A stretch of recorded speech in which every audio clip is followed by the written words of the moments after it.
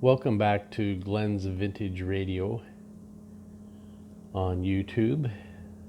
Today I have a Crosley J519 from 1939. This radio was sent to me by someone who saw some of the work I do and thought it would be nice to have this old radio of his restored. So here it is as it came out of the box.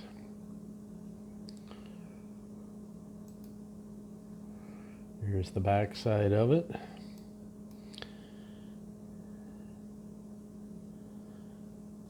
And you can see the tubes in it. It's a All-American 5 radio is what they called these things. And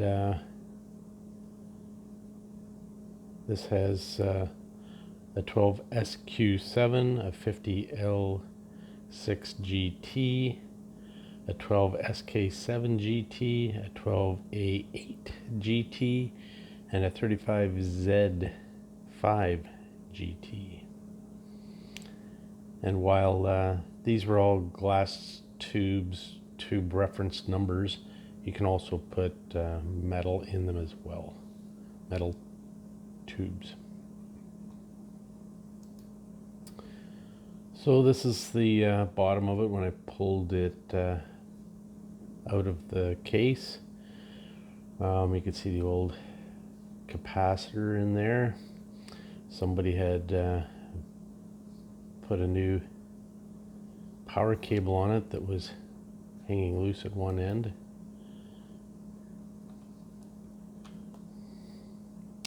Again, there's the bottom of it.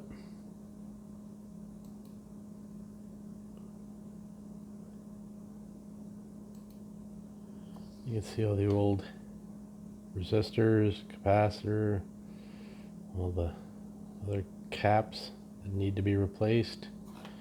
So again, it was just a matter of crawling through it all and replacing all of the out of spec parts.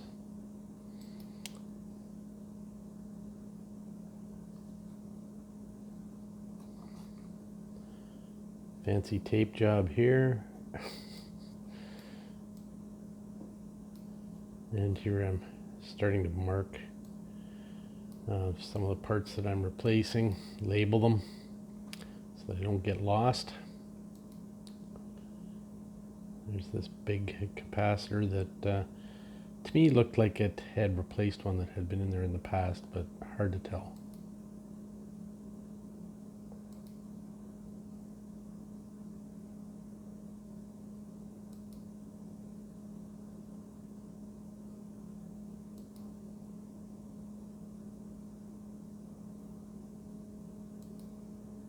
There's the top side. Not looking too bad. This radio has a coil here. It's the IF coil that is basically wide open and butted up against this tube. And in the past, it looks like when the tube had been replaced on this thing, it had been wiggled and such in a manner that disturbed the wire wrapped around the IF coil and broke it. So that was another one of the problems I had to try and figure out, was how I was going to repair that coil. So we'll talk about it in a minute. Not too dirty, just needed a brush and a vacuuming. And there's that IF coil looking nice and fuzzy with all the dirt on it.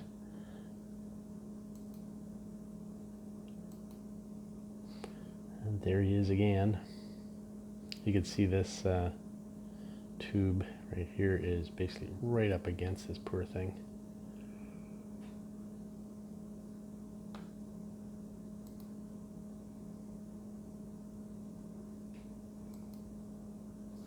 And there's this coil that has, the IF coil that has been, you can see the indent of the tube on it where it had been damaged. There it is again. Here's the wire hanging.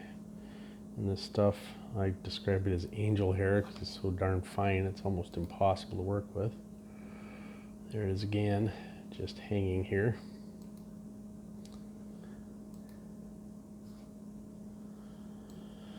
And here are all the caps replaced. I've got a thermistor in here. It is fused. You can see my fuse right here. All of the various resistors replaced that need to be replaced, capacitors.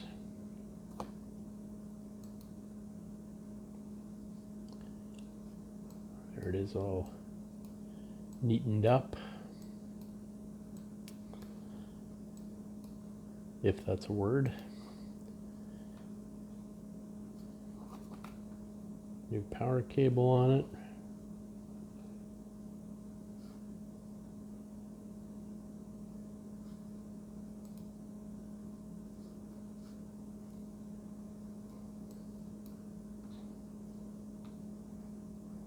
New capacitors.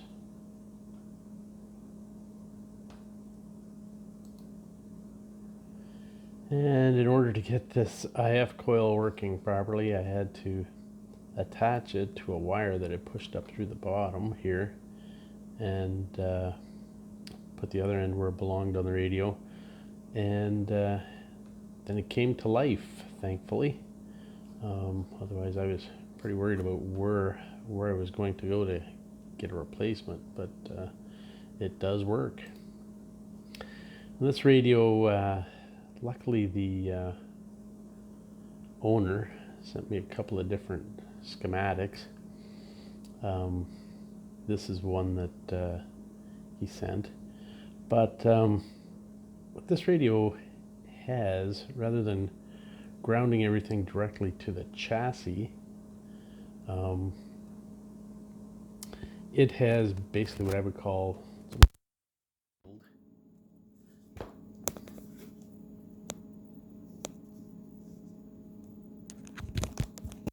and this ground field. You can see it around the edge of the schematic. So this is one that came from the Radio College of Canada, I believe, that he sent along. And thankfully this schematic was sent with radio, because you have to put a host of these leads to this ground field from various capacitors and resistors in order to get this radio to work properly. If I would have used the other schematic, you don't see that ground field, and everything gets attached directly to the chassis. So anyway,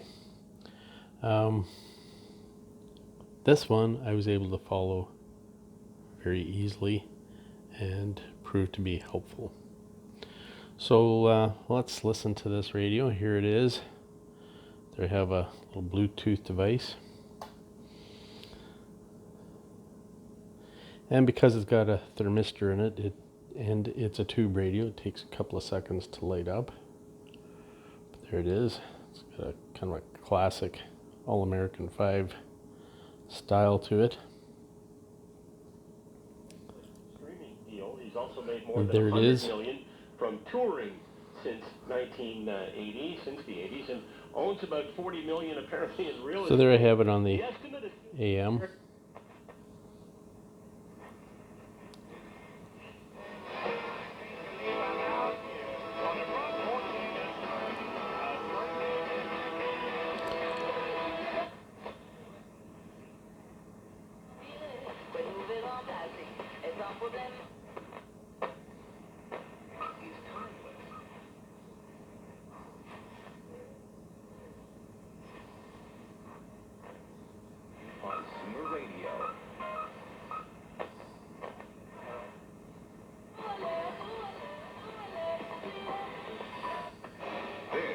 CKNX. Check us out online at cknx.com.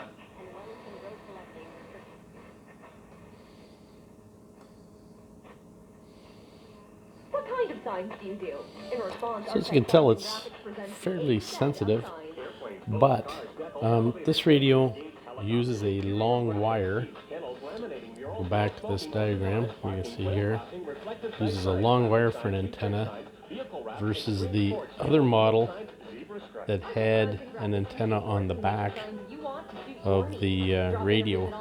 So this version of the radio takes a little bit of fooling around with a long wire in order to attach it to something that will bring in the AM stations. But once you find the right place to attach your long wire, it seems to work quite well. So the other thing I did with it was put a cable on the back of it here.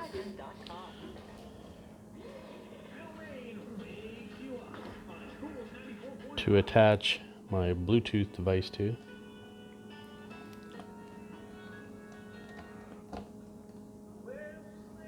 And once it's connected, I have it working from a streaming radio station on my laptop. So the Bluetooth is connected there. And there we go.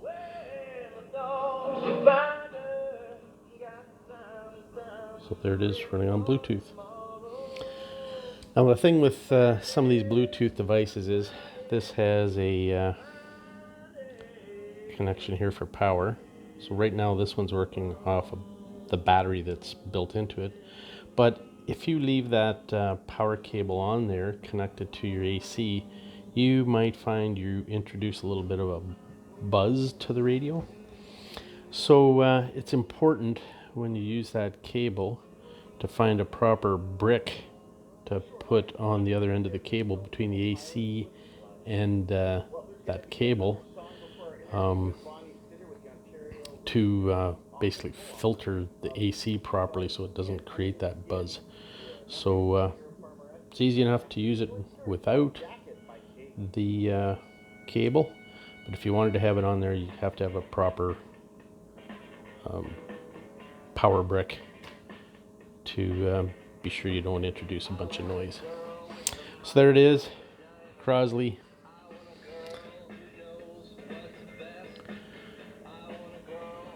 J519 from 1939.